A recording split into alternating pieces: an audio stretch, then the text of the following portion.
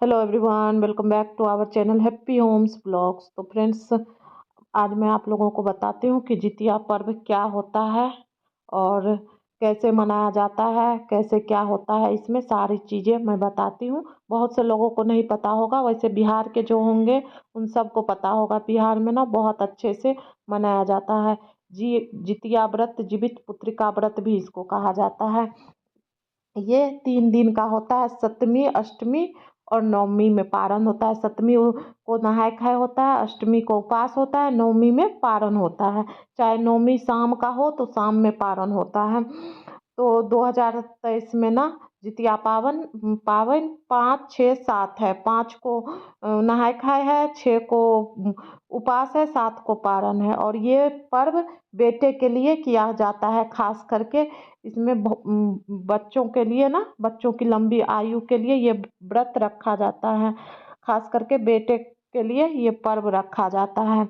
इसमें झींगा के पत्ते का बहुत ज़्यादा महत्व होता है। हर चीज़ ना झींगा के, तुरई के पत्ते पे चढ़ाया जाता है।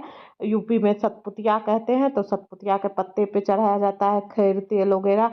तो 5 तारीख को जिस दिन नहाय खाए होता है ना, उस दिन तुरई के पत्ते पे नहा के तेल खैर चढ़ाया जाता है। और उस दिन ना आप चाहे तो नदी तालाब में भी नहा सकते हैं, और जो नदी तालाब नहीं जा सकते वो घर में नहा सकते हैं। पतीला वगैरह में पानी भर के उसमें आराम से पूजा कर सकते हैं। मेरे चैनल पे है वीडियो, मैं कैसे पूजा की हूँ घर में ही। और उसमें तुरई के पत्ते पे, वही झिंगनी के पत्ते पे डाला जाता है तेल खैर, सरसों का तेल। और खैर डाला जाता है, खल्ली जो आती है, जो सरसों पेरने के टाइम में जो निकलता है ना, उसी को खल्ली कहते हैं। तो तेल खैर चढ़ाया जाता है झींगा के पत्ते पे। अगर झींगा का पत्ता ना मिले तो केले के पत्ते पे या कोई और पत्ते पे चढ़ा सकते हैं, बट झींगा के पत्ते पे चढ़ाना शुभ होता है। पर नहीं मिलता है बहुत जगह तो फिर दिक्कत होती है। मुझे भी पहले नहीं मिलता था तो मैं भी ऐसे ही किसी पत्ते पे चढ़ा लेती थी। तो झींगा के पत्ते पे तेल खैर चढ़ाया जाता है। उसके बाद फिर जो आपके ससुराल में बन के चढ़ता है, जैसे मेरे ससुराल में ना शुरू से दोस्ती रोटी, चीनी और मलाई चढ़ता है, केला चढ़ता है, तो मैं वही बना के चढ़ाती हूँ। मेरे मायके में खीर पूड़ी चढ़ता है, तो मम्मी लोग मेरी वही बना के चढ़ाती है। सबके यहाँ का अलग अलग नियम होता है।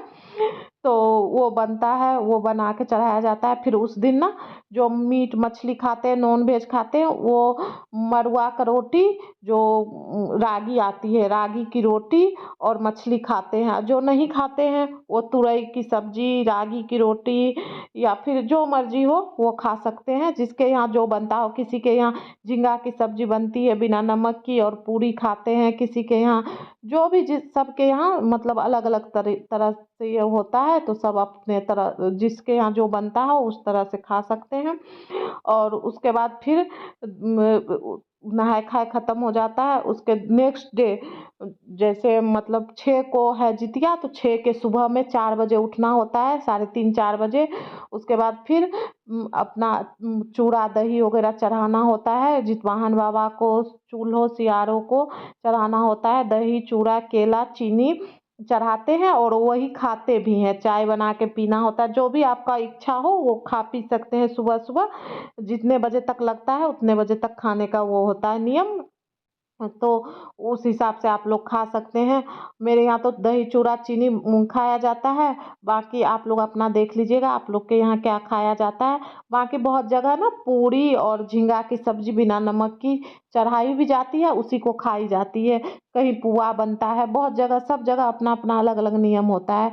उसके फिर वो उसके बाद वो पानी उनी पी के ब्रश व्रश करके, अपना कौआ जब बोलता है ना, उससे पहले अपना पानी उनी पी के ब्रश व्रश कर लेना है, कर लिया जाता है। और फिर ब्रश व्रश करने के बाद पानी वगैरह नहीं पिया जाता है, सुबह होता है तो फिर वो व्रत शुरू हो जाता है। फिर उस दिन अपना आप नहाने के टाइम में फिर यही झींगा के पत्ता पे घी और तुलसी चढ़ता है। घी तुलसी चढ़ाया जाता है झींगा के पत्ता पे। जैसे तेल खैर चढ़ाए ना, उसी तरह घी तुलसी चढ़ाया जाता है, गीले कपड़े में चढ़ाया जाता है। और गीले कपड़े में ही सिंदूर भी किया जाता है दोनों दिन, नहाए खाए के दिन भी और जिस दिन उपवास होता है ना उस दिन भी। तो दोनों दिन ना गीले कपड़े में चढ़ाया जाता है। तेल खैर भी गीले कपड़े में चढ़ाया जाता है और घी तुलसी भी गीले कपड़े में चढ़ा के उसके बाद फिर सिंदूर वगैरह वहीं पे किया जाता है।